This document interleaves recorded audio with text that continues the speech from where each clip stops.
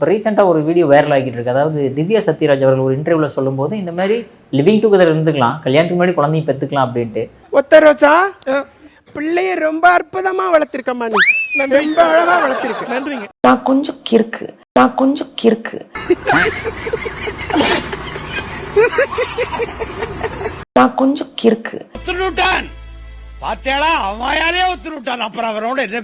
அதனால I don't believe in marriage. அந்த ஒரு zone. There are a few people I'm fond of, but பெரும்பாலும் வந்து அவங்க என்ன ஒரு கிறுக்கு பொண்ணு, இந்த பொண்ணு கூட நம்ம பொண்ணு பழகுனா நம்ம பொண்ணு கிறுக்காயிரும். இது பிறந்ததுல இருந்தே இப்படித்தானா, மூளை வளர்ச்சி குறைவா. உடனே அவருடைய ஃபாதர் இருக்கக்கூடிய சத்யராஜ் அவர்களுமே வந்து நாங்கள் பெரியார் கொள்கைகளை பின்பற்றுவீங்க. என்னப்பா தகைச்சு போய் நிக்கிற? நான் தான்ப்பா பெருமாள். என்ன பார்த்தா யாருன்னு கேக்குறேன். இதில் அவன் என் பொண்ணு சொன்னது தப்பு இல்லையே, நான் வந்து ஸ்டாண்ட் வித் மை டாட்டர் அப்படின்ற மாதிரி சொல்றாரே சார். உனக்கு என்ன பிடிக்குங்கிறது கூட எனக்கு தெரியாது, ஆனா உனக்கு என்ன பிடிக்காதுன்னு ரொம்ப ஸ்ட்ராங்கா எனக்கு தெரியும். என்னதுடா என்ன பிடிக்காதுல்ல உனக்கு?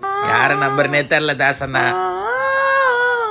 ஸோ இப்படி பிரபலங்கள் பேச பேச பேச கலாச்சார சீரழிவு வருமா என்ன? கலாச்சார சீரழிவு வரத்துக்கு மூல காரணமே பெரியார் தாங்க. நான் எவ்வளவு டீசர்ட்ல சட்டை போடுறேன், ஆமா அந்த அளவு கட்டன் போட்டு லுங்கி மஞ்சள் சொக்கா, நோ கல்ச்சர். டேய் சில்பான், அளவோட நிறுத்திக்க. கல்ச்சரை பத்தி நீ பேசாத நாயே. ஃபர்ஸ்ட் அதுக்கு பேஸ் அடிக்கல் போட்டது யார்? ஒருவனுக்கு ஒரு தீர்வு வாழ்ந்து கொண்டிருக்க தமிழ்நாட்டில் ஆம்பளை மாதிரி நீங்கள் வந்து கிராப் வெட்டிக்கலாம், கருப்பை எதுக்கு பிள்ளையை கற்றுக் கொடுக்குற மிஷினா, கருப்பையை வந்து அறுத்துறீங்க, நிறைய விஷயங்களை அவர் முன் வச்சாரா இல்லையா? பெண் விடுதலைக்கு அவர் என்ன தெரியுமா தீர்வு சொல்றாரு? ஆணும் பெண்ணும் ஒழுங்கா சரிசமாக சமானமா இருக்கணும்னா பெண் வந்து கர்ப்பப்பையை நீக்கி விடணும். விடுதலையில எழுதியிருக்காரு, கர்ப்பப்பையை நீக்கி விடணும், ஆணும் பெண்ணும் திருமணம் செய்து கொள்ளக்கூடாது, குழந்தை பெற்றுக் கொள்ளக்கூடாது. இதை சொல்றதுக்கு ஒரு பெரிய தலைவன் வேணுமா? அப்படி சொன்னவனை யாராவது தலைவன் ஏத்துக்கிடுவாங்களா?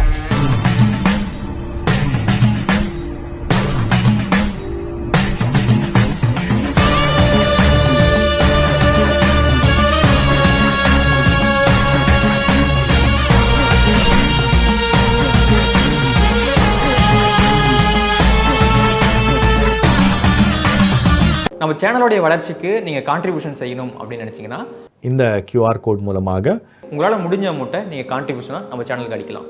நன்றி. உங்களுக்கு தேவைப்பட்ட இதுக்கு வந்து யார் உங்களுக்கு வேண்டுமோ போகலாம். அதெல்லாம் ஒரு புரட்சின்ற பேரில் பண்ணது தான். இந்த மாதிரி குறுமுட்டைங்களை அதை படிச்சுட்டு இங்கே இருக்கக்கூடிய ஒரு அறம் சார்ந்த ஒரு கலாச்சாரம் மிகுந்த பண்பாடு மிகுந்த இந்த தமிழ் மண்ணை சீர்குலைக்கணுன்றுக்கு புறப்பட்டவர் தான் இந்த சத்யராஜ்லாம். ஒண்ணு நீ செய்யலாம். சொல்லுங்கய்யா. இந்த நாட்டை விட்டே ஓடி போய் என்னங்கய்யா?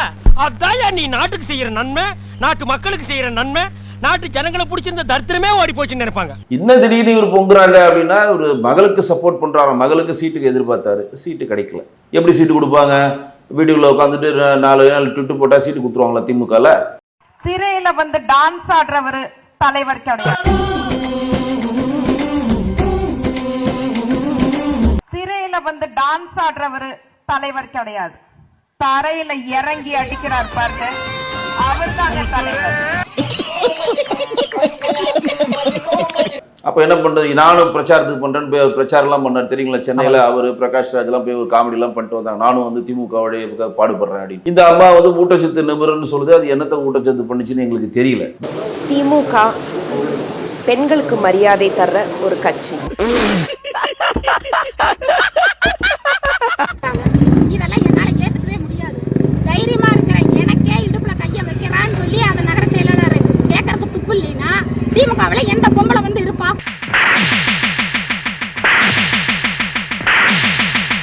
கூட்டத்திற்கு பந்தோபஸ்து பணிக்கு வந்த 22 வயதான பெண் காவலருக்கு 2 திமுக பிரமுகர்கள் பாலியல் ரீதியாக தொல்லை கொடுத்ததாக கூறப்பட்டது. ஒரு கட்டத்தில் இருவரும் எல்லை மீறி செல்லவே பொறுத்து பார்த்த பெண் காவலர் கண்ணீர் விட்டு அழுதிருக்கிறார். இதான்டா திமுக, இதான் திமுக மறந்துறாங்க. திராவிட மாடல்னா என்னன்னு கேட்கறவங்களுக்கு இதுதான் பதில். அண்ட் உங்களில் எத்தனை பேருக்கு தெரியும் தெரியல, நான் ஒரு நியூட்ரிஷனிஸ்ட், அதாவது ஊட்டச்சத்து நிபுணர். திமுக ஆரோக்கியத்துக்கு மரியாதை தர்ற ஒரு கட்சி. ஆளை பாக்குறதுக்கு மேல மூக்க நோண்டுறது, காதை நோண்டுறது, அப்புறம் இதுக்குள்ள விட்டு சொல்லிடுறது, இதுல விட்டு சொல்லிடுறது, சொரிஞ்சிட்டு ஹலோ ஹவாரின்னு கை கொடுக்கறது. யாரா கத்து கொடுத்தா அந்த நாகரிகத்தை? பட் என்ன ஒரு பெரிய ஹைலைட் கூத்துனா, இவர்கள் வந்து ஒரு புரட்சி பண்றேன், அதாவது ஒரு புரட்சி பண்றாங்களாம். அந்த என்ன பண்றாங்கன்னா, கல்யாணத்துக்கு முன்னாடியே லிவிங் டுகெதர் இருக்கலாம், அது மூலம் நீங்க குழந்தையும் பெற்றுக்கலாம், குழந்தை பெற்றுக்கிறது வந்து கல்யாணம் வந்து ஒரு கேட்டகரி கிடையாது அப்படின்னு இவங்க சொல்றாங்க. ஒரு தடவை வண்டி ஓட்டணும்னா ஓட்டுனா 10,000 rupees. இது ஓன் போர்டுல டீ போடுனே. பிராமிஸ் ராஜு, மகளை நல்லா வளர்த்துக்கியா அப்படின்னு சொல்லி நிறைய பேர் உங்க வீட்டுல பாராட்டுவாங்களா இருக்கும். அவங்களுடைய அரசியல் கூற்று என்ன அப்படிங்கறத நம்ம பார்த்தாகணும் பாத்தீங்களா. ஏன்னா இவங்கெல்லாம் நாளைக்கு மக்கள் பிரதிநிதியா வந்தாங்க அப்படின்னா என்ன நடக்கும் அப்படிங்கறத இப்போதே அவங்க வாயாலே சொல்றாங்க. ஆக்சுவலா சேர்ந்து கூட வாழணும்னு இல்ல, we can just live in each other's house. ஆனா அது உங்க ஒப்பீனியன் அவ்வளவுதான். அது அவங்க opinion. I'm okay with people having children without getting married. People living together or not living together, having children, not having children. It's okay. இந்த மணப்பெண் சுபலட்சுமி எடுத்துக் கொள்ளுங்கள்.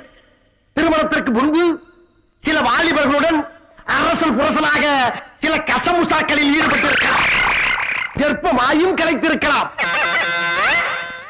இந்த விஷயம் தம்பி கணேசனுக்கு தெரிய வரும் பொழுது இதை பெரிதாக எடுத்துக்கொள்ள கூடாது.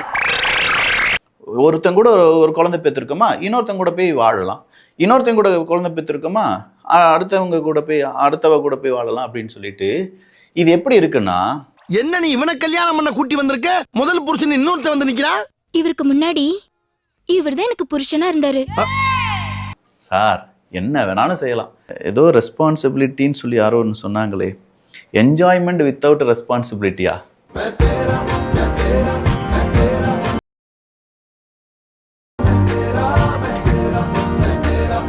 கருமம், நீ எல்லாம் தமிழ்நாட்டுக்கு வந்து அரசியல் சொல்லி கொடுத்துட்டு இருக்க அப்படின்னு சொல்லி நிறைய பேர் கழுவி ஊத்திட்டு இருக்காங்கம்மா. செருப்பெல்லாம் வெளியே விட்டோம்னே, இது எலெக்ஷன் சீசனா போயிடுச்சு. இல்லாட்டி உங்களுக்குன்னு தனியா இன்னொரு பாடம் எடுத்திருக்கலாம். வெளியே வா, மம்பட்டி நடுமண்டு தொடக்க. நீ பெரியார் கொள்கை தர, சரி நீங்க பெரியார் கொள்கைன்றீங்க, வெளியே சொல்றீங்க நாங்களாம் பெரியாரிஸ்ட்ன்றீங்க. அப்ப என்ன டேஷுக்கு சிவராஜ் கல்யாணத்தை தாலி கட்டி முறைப்படி நடத்துனீங்க? நீ எப்படி நடத்தணும்? உனக்கு வந்தா ரத்தம், எனக்கு வந்தா தக்காளி சட்னி. முட்டிக்கிட்டு மோதிக்கிட்டு ரத்தம் காணிக்கிறேன் உனக்கு தக்காளி சட்னி. இயேசு அவர்கள் வந்து இறந்து திறப்பும் பிறந்துட்டார் கிறிஸ்துமஸ்ல, அதெல்லாம் நாங்கள் நம்புவோம். ஆனா இந்து தெய்வங்கள் எதை சொன்னாலும் நம்ப மாட்டோம். இந்த ஈன பொழப்புக்கு பேசாம எங்கேயாவது போய் ஊருக்கு போயிடலாம். இப்போ அந்த பொண்ணு வந்து எதனா ஒன்று பண்ணு, நம்ம ஏதோ ஒன்று பேசணுமே, எவனுமே நம்ம கவனிக்க மாட்டேன்றாங்களே, எனக்கு சீட்டு தர மாட்டேன்றா, ஏதாவது பேசணுமே.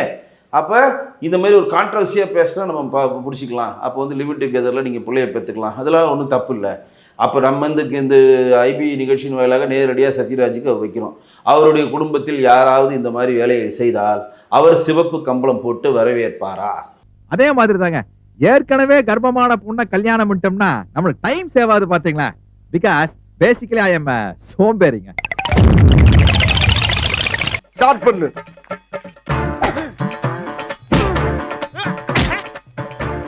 இங்கிட்டு வா. அப்படியா படைக்கலடி மண்டையில மட்டும் அடிச்சிடாத, குலக்கேசல் உள்ள போயிருவேன்.